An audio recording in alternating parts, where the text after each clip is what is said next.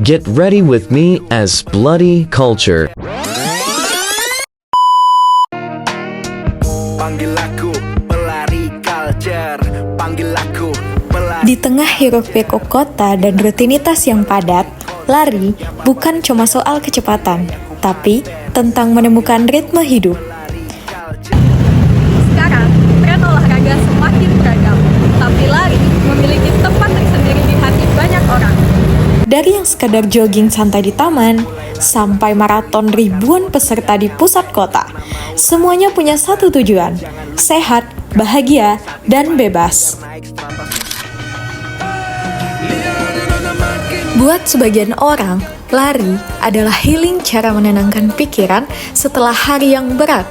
Buat yang lain, ini jadi gaya hidup baru, simbol produktivitas, disiplin, dan cinta diri.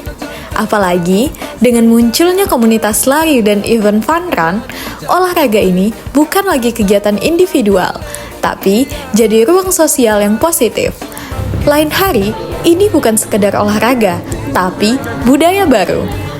Ya, kita cari sehat, cari fun, cari konten, dan mengumpulkan medal. Sesuai dengan yang disampaikan oleh Kusumaningsih, bahwa kebanyakan dari peserta tren lari bahkan membentuk komunitas pelari yang memudahkan anggotanya untuk dapat berinteraksi. Gaya hidup yang sehat diketahui dapat memberikan dampak yang positif terhadap kesehatan mental. Rocks on my fingers like a nigga wife me. Got another shorty, she ain't nothing like me. About to catch another fight. Apple bottom. Sekarang, lari bukan cuma soal keringat, tapi soal fitness. Muncul tren baru, pelari culture. Pelari yang separuh maraton, separuh influencer. Catatan Strava diunggah kayak prestasi nasional. Outfit harus matching, dari topi sampai kaos kaki. Tapi, di balik semua itu, ada ironi kecil. Ketika niat sehat bergeser jadi ajang pembuktian.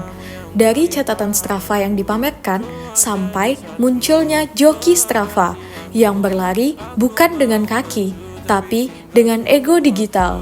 Tujuan kita lari kan untuk kesehatan sendiri pribadi. Jadi kalau ada joki lari ya buat apa kalau cuma buat gaya-gayaan aja gitu sih. Gak setuju sih ya, sebenarnya kan lari juga buat kesehatan diri sendiri ya. Ngapain pakai joki lari terus buat di post lagi kan ya. Apalagi yang cuma datang ke GBK foto, habis itu udah pulang buat apa gitu. Menurut Sugiyati, motivasi seseorang untuk berolahraga tidak hanya berasal dari kondisi fisiknya, tetapi juga aspek mental yang mendukungnya. Lari di jalan raya antara kebebasan dan bahaya. Sekarang, makin banyak orang memilih aspal kota ketimbang jogging track di taman. Alasannya, lebih luas, lebih dinamis, dan katanya lebih estetik buat konten Strava. Tapi, di balik tren itu, angka kecelakaan pelari di jalan raya mulai bikin cemas. Apakah jalan raya benar-benar tempat kita berlari atau hanya tempat untuk kita menantang nasib? Pemerintah udah mulai mendorong program kota sehat dan ramah olahraga, tapi belum semua kota punya ruang aman buat berlari.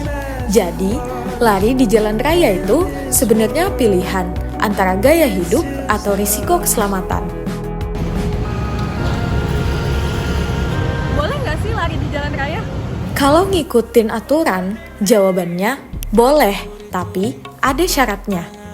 Menurut Undang-Undang Nomor 22 Tahun 2009 tentang Lalu Lintas dan Angkutan Jalan, pelari masuk kategori pejalan kaki.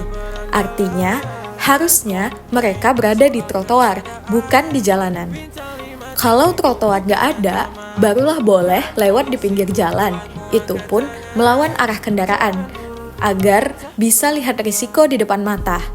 Tapi sayangnya, di banyak kota besar, trotoar belum ramah buat pelari. Akhirnya, jalan raya jadi pilihan, meski penuh bahaya. Jadi, sebelum lari di aspal kota, ingat, jalan raya bukan trek pribadi.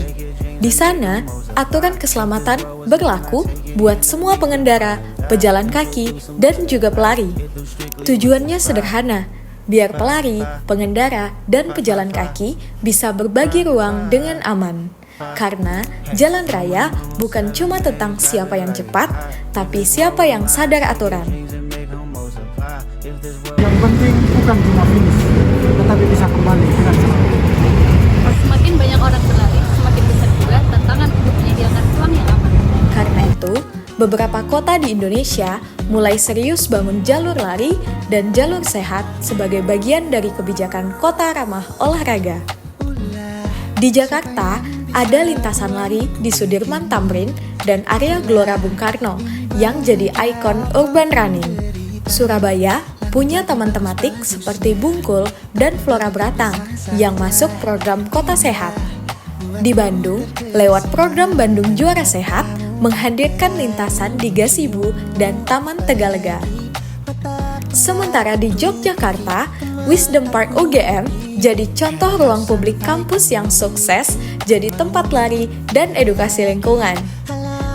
Meski milik kampus, Wisdom Park terbuka untuk masyarakat umum. Banyak warga Jogja yang jogging pagi atau sore di sini. UGM secara sadar menjadikannya ruang publik inklusif supaya aktivitas sehat nggak cuma untuk aktivitas kampus, tapi juga untuk warga sekitar. Wisdom Park bisa dibilang contoh ideal pembangunan jalur sehat berbasis komunitas dan edukasi. Model mini kota sehat di mana olahraga, ruang hijau, dan pendidikan lingkungan berpadu. Bisa jadi acuan untuk pemerintah daerah kalau mau bikin taman olahraga yang nggak cuma fungsional, tapi juga punya nilai sosial dan ekologis. Lari dimanapun kita melangkah, di jalan raya, di taman kota, atau di jalur kampus, selalu punya satu tujuan, menjaga tubuh tetap hidup dan hati tetap waras. Tapi ingat, kesehatan nggak cuma soal seberapa jauh kita berlari, tapi juga seberapa aman kita melakukannya. Gunakan jalur yang tepat, patuhi rambu, dan hormati pengguna jalan lain. Karena olahraga bukan ajang adu cepat, tapi ruang berbagi kesadaran. Tetaplah berolahraga, kapanpun, dimanapun, dengan bijak.